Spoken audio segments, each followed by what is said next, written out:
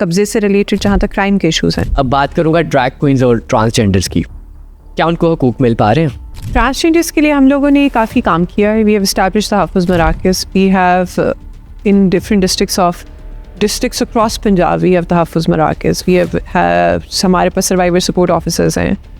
लाहौर के अंदर हमने 3 तहफ़्फ़ुज़ मराकज़ बनाए हैं। We have talked about transgender rights repeatedly. यहाँ we have change the perception कि जितना आपको हक है किसी जगह पे जाने का, उतना ही उन्हें हक है। जितना आपको हक है सांस लेने का, उतना ही उन्हें हक है। We have started talking about their hepatitis vaccines. We've gotten them vaccinated. We have the largest data bank when it comes to transgenders. हम लोगों ने उनकी जो डेटा है उसको रिकॉर्ड भी किया. It has been kept confidential. उनके addresses, her cheese. How they choose to identify what they do is their own will and their decision. But हम लोगों ने as far as तहफ़्फ़ुज़ मराकज़ are concerned and as far as their rights are concerned, being a vulnerable community, उनके लिए काफ़ी काम किया है, and that shows.